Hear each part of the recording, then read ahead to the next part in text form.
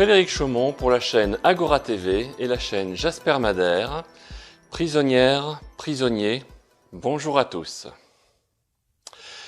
Joe Biden, 46e président des États-Unis.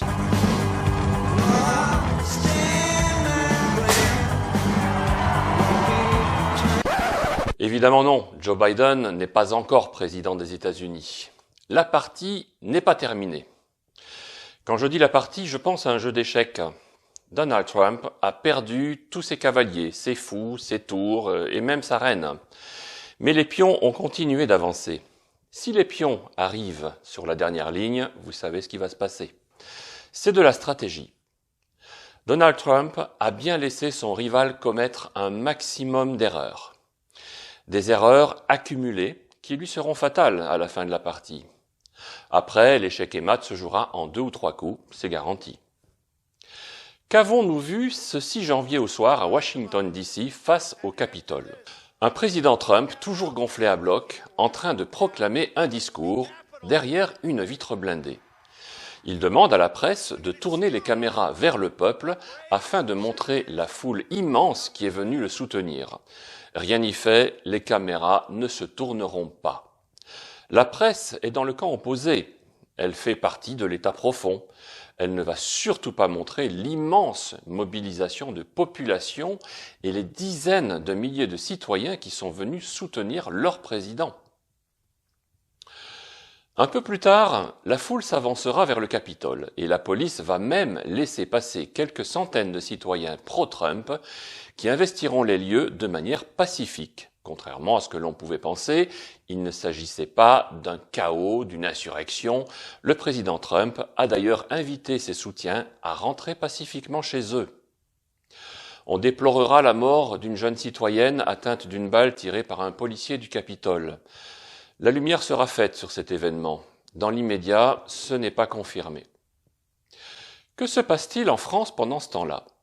Macron réagit au quart de tour. En urgence, il décide de faire une vidéo pour dénoncer ce qu'il qualifie d'insurrection violente.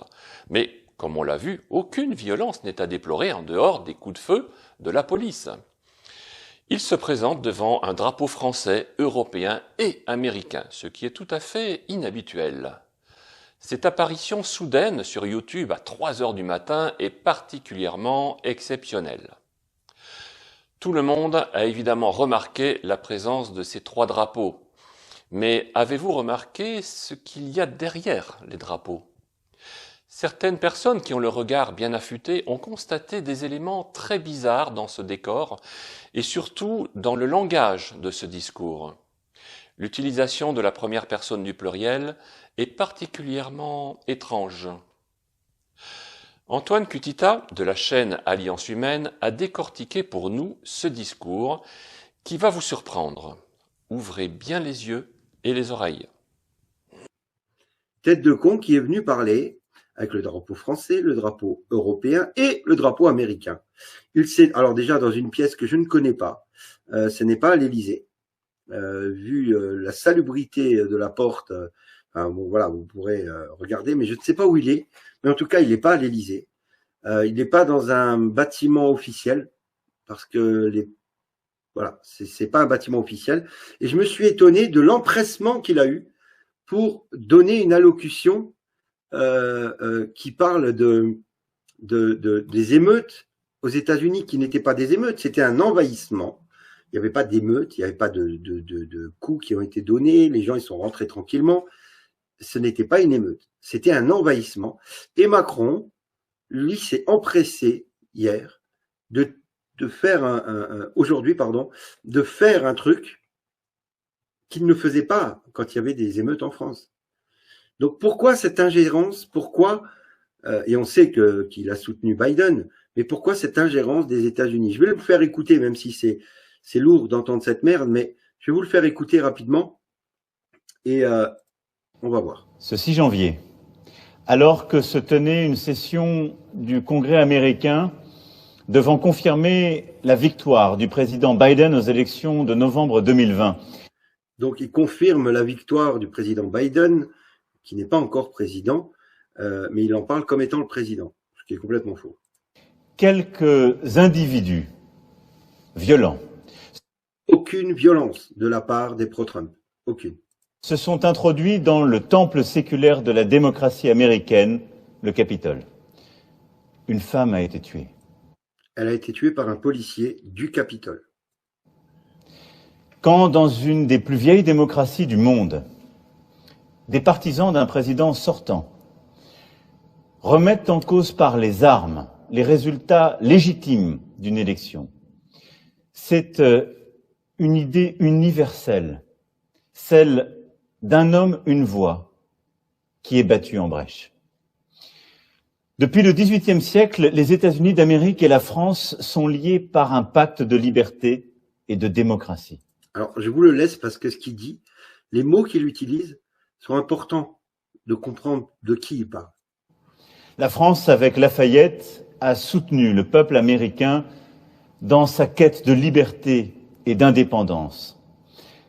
La France, avec Alexis de Tocqueville, a reconnu les États-Unis d'Amérique comme un emblème de la démocratie.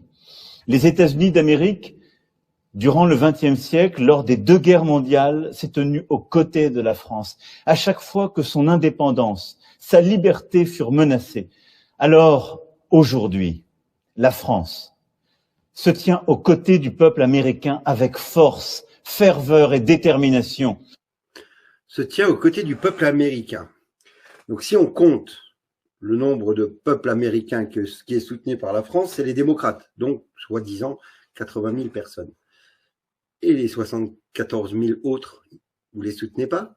Mais écoutez bien. Et aux côtés de tous les peuples qui entendent choisir leurs dirigeants, décider de leur destin et de leur vie par ce choix libre et démocratique des élections.